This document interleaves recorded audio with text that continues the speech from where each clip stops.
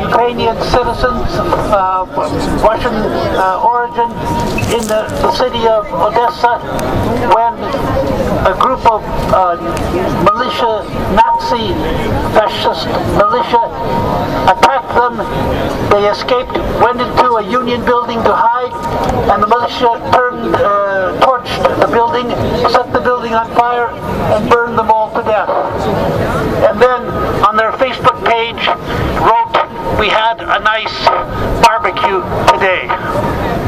Who were these Nazi fascists? And who were these Russian-speaking Ukrainians who died? Who were the Nazi fascists who killed them? You've read in the newspapers what you think happened in Ukraine, but that's not what really happened.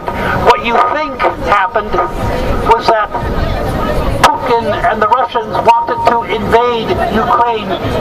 We don't know why, but they wanted to invade Ukraine, and now the Ukrainian army is defending itself from the Russian attack. That is what you think, because that is what the newspapers have told you. But that is not what happened. What happened was that the United States, my country, alas, decided to overturn the government in Kiev and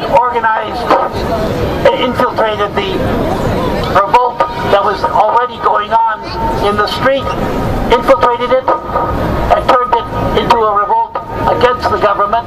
It started just for reforms, and then with militia,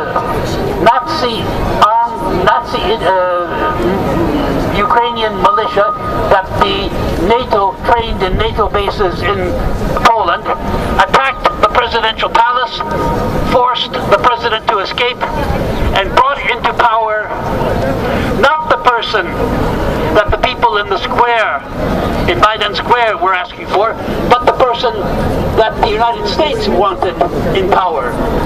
In particular, the Vice Secretary of the State, Victoria Nuland, wanted to bring to power, and Yatsenyuk. And that Mr. Yatsenyuk is a friend of the International Monetary Fund and the NATO. So all this removal of a president and a coup d'etat to bring into power a new government using Nazi ideology, Ukrainian militias, was to bring NATO into Ukraine, although the treaty in 1997 specified that Ukraine was supposed to be neutral.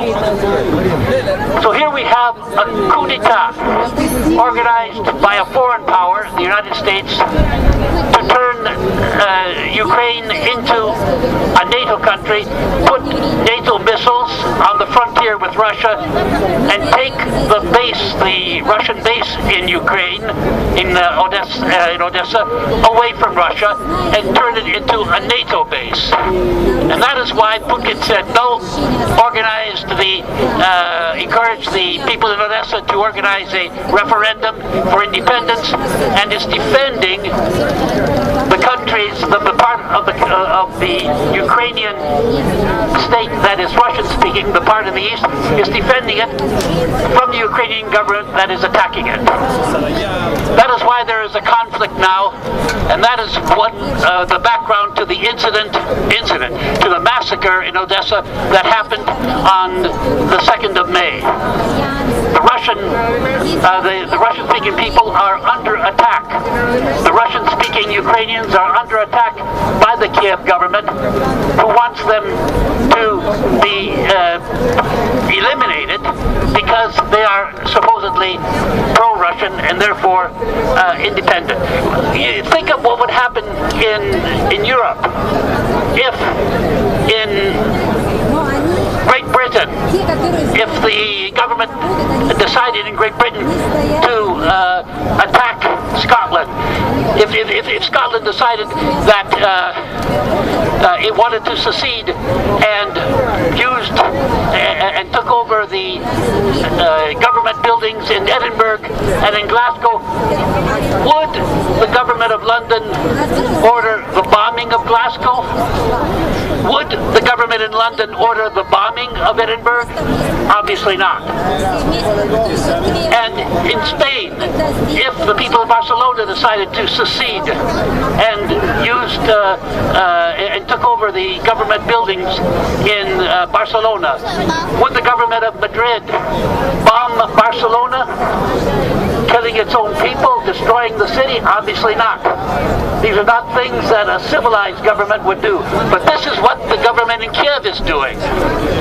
Organizing an attack against the people of Donetsk, who are rightly afraid of an ethnic cleansing in their country at the hands of these troops. The governmental troops are only part of the story, because the government is also using the Nazi ideology, Ukrainian militias that the NATO had trained in Poland to attack the people of the East Ukraine, the Russian-speaking people, with using violence that is that constitutes war crimes. Now, when people tell you the story that Putin had invaded Ukraine and he wants to take over the country, I think you could simply tell people that today, 2 years later,